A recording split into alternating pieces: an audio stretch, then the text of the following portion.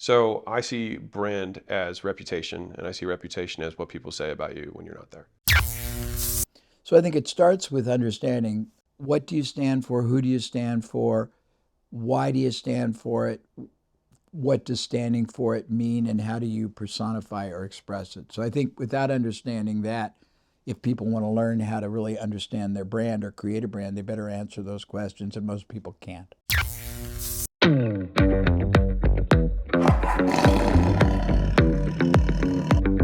I know what my brand is. I'll tell you what it is. My brand is that I'm this advocate champion, uh, greatest fan of the deserving entrepreneur.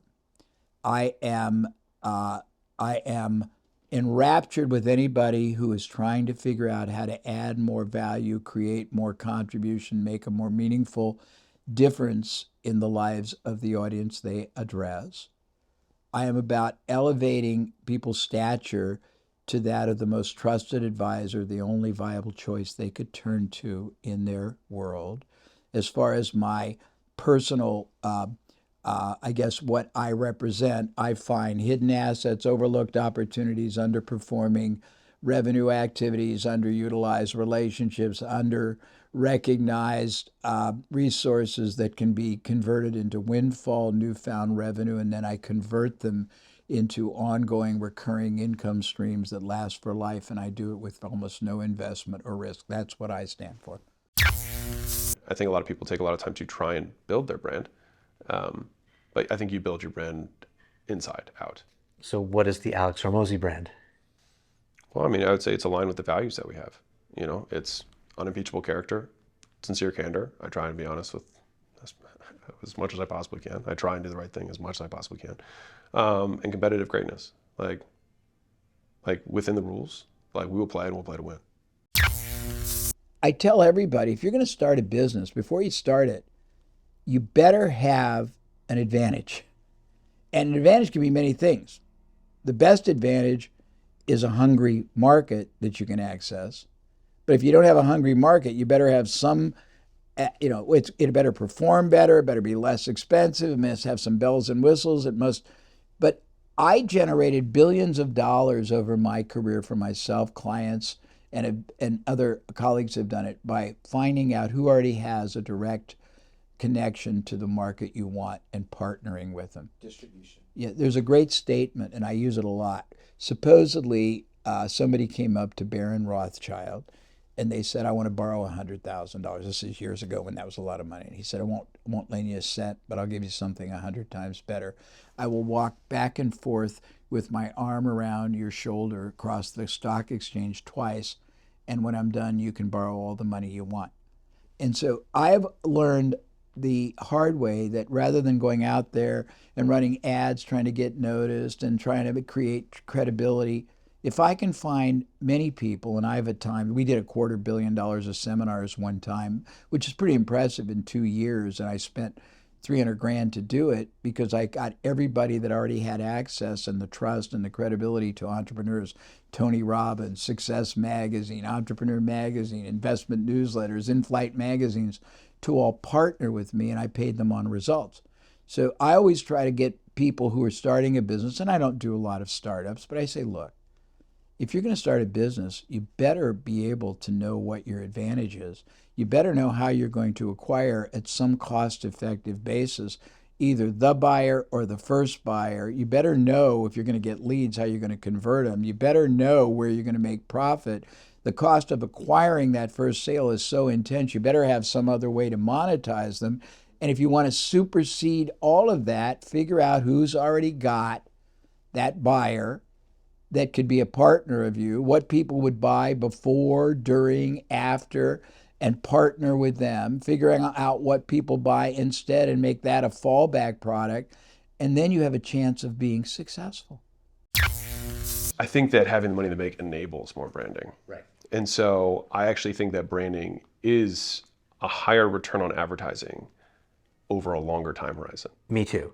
And so it just takes longer to come to fruition. And if you are patient and have money, it's by far the superior strategy. Right. But when you don't have money, you need to make money today to pay for for your advertising in general, whatever those efforts are to make known, than having a direct response. So I think people do end up shifting over time from, like Seth Godin is famous for being a hardcore direct response marketer and then being all about branding now. Gary Vee was, more direct response, built the wine library on PPC from Google, is more about branding. And I feel like I've made a similar transition, but I think you have to it's almost like you have to discover it yourself rather than be told it. Like it has to become real for you, and then it has to click. And so for me, I feel like branding has clicked in terms of my understanding of its value overall. It is more difficult to measure, but it is absolutely, like when you look at Louis Vuitton and Bernard Arnault, who's the owner, right? He's worth 150 billion or whatever it is now. He's the only one who's not a tech guy who's at the top of that list, and it's because he's built a brand. He's able to sell a purse that cost him $100 for $8,000, Right. simply because of a brand. Breakthroughs don't come from inside your industry. I'll just hit you with a bunch of them. They're going to be a little older because they're on top of mind, and I'd have to delve the depths and plumb my mind for current ones. Fiber optics that everyone thinks is cooler than heck had transformed, Wi-Fi, cellular, telecommunication wasn't invented until it came from aerospace and was extrapolated. FedEx transformed an industry by borrowing what's called the hub and spoke check clearing process that the Federal Reserve Bank used to make sure somebody doesn't bounce a check in the morning. And they created a whole industry. Rogaine came from pimples. Viagra came from heart. The ballpoint pen I had in my pocket, or Roll-On borrowed it. But breakthroughs rarely come from inside the industry, and most people are looking in the wrong place. Yet years ago, I created a concept that I call funnel vision versus tunnel vision. And there's a book that came out. I don't read as much as I should. It's called Range.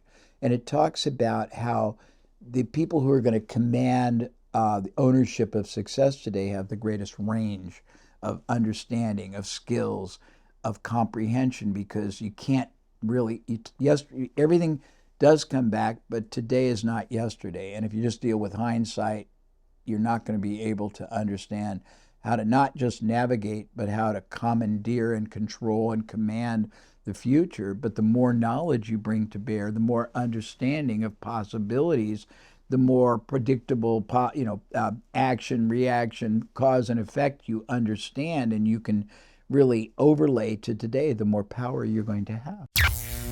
And then I started my gym, and that was the first day that fitness became second in my life. So up until that point, I was fitness obsessed, and everybody I worked with was like, dude, you should quit this job and start a gym. It's all you talk about all day. And it was what I was obsessed with. Yeah.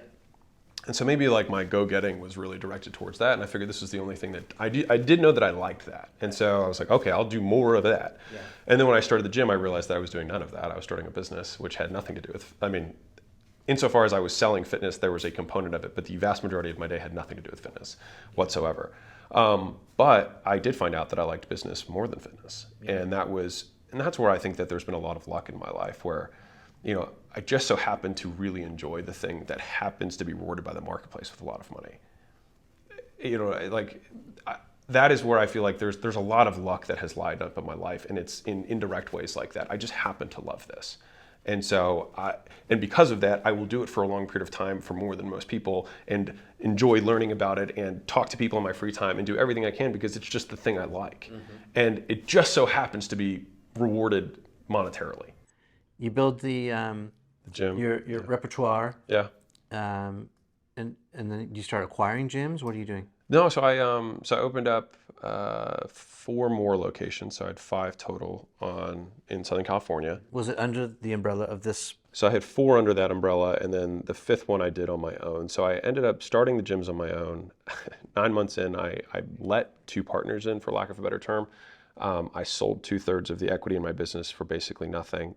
And at that point, I was already making $20,000 a month take home. And they said that it wasn't valuable. And in some ways they were right, and in other ways they were not. Either way, that is what happened. And then from there, I stayed in that partnership. I ended up staying in partnership with one of the guys. We didn't work well with the other guy.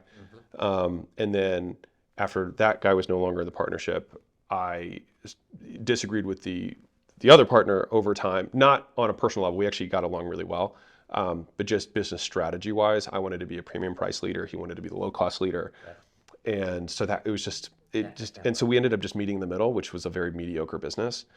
And so I wanted to start my own facility with kind of like my own credo. And that was the 5th gym, which was Body Force Lake Forest. And that gym did really well. And then I made, that gym I acquired compared to the other 4. The other 4 I started, this one I acquired. And I acquired for no money down for $50,000 over a year. And so I basically took the whole gym over and then had to pay $4,000 a month to the owner. And I made $50,000 in the first month. And so I was like, this is great. Yeah. And that's when I realized that I'd made so much money launching and opening gyms, and then I didn't even really care as much about the running afterwards. I mean, I knew how to do it. I just liked the launches. They were more exciting.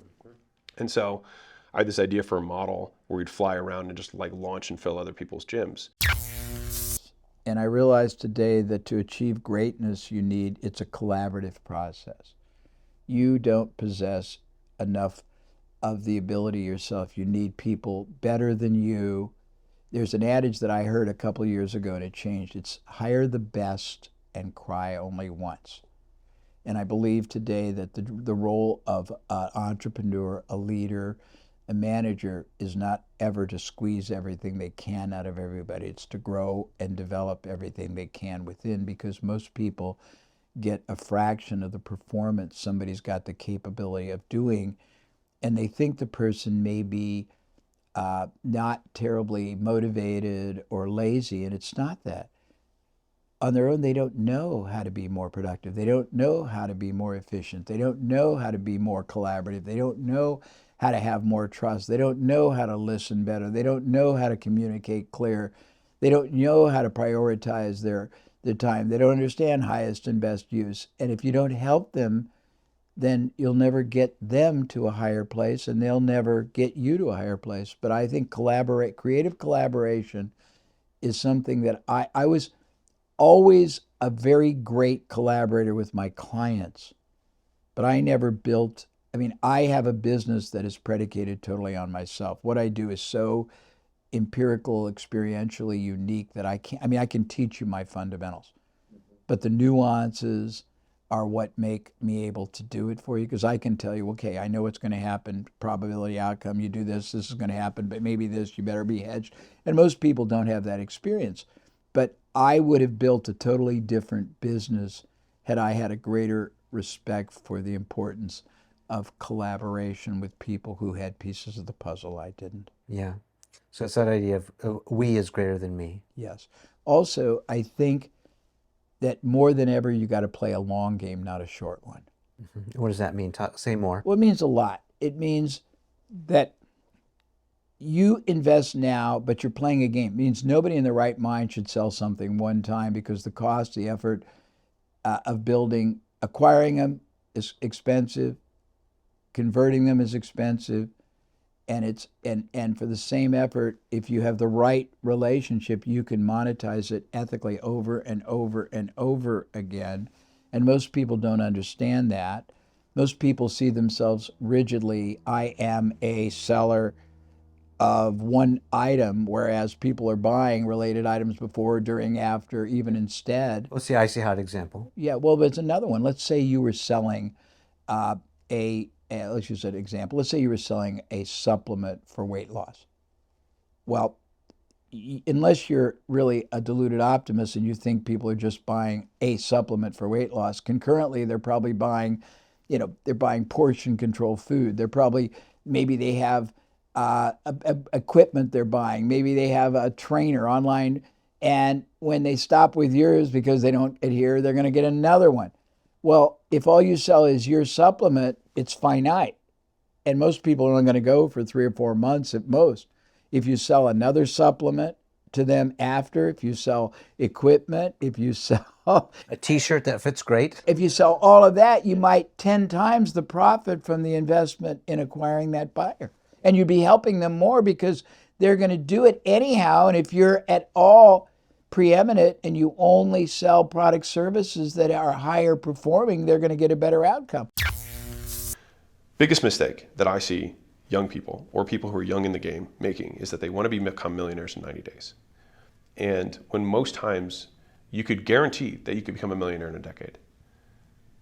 But you have to be willing to not be a millionaire for 9 of those 10 years. And if I had everyone sign a contract that said that when they were 20, they could all be millionaires when they're 30. But no one's willing to do that. And so what happens is for the rest of their lives, they keep chasing the shiny object over and over again and keep battling the same boss and losing. I mean, we were just sitting back, you know, chopping it up, reminiscing about the good old days and all that. You know, tracking my roots, where I came from. And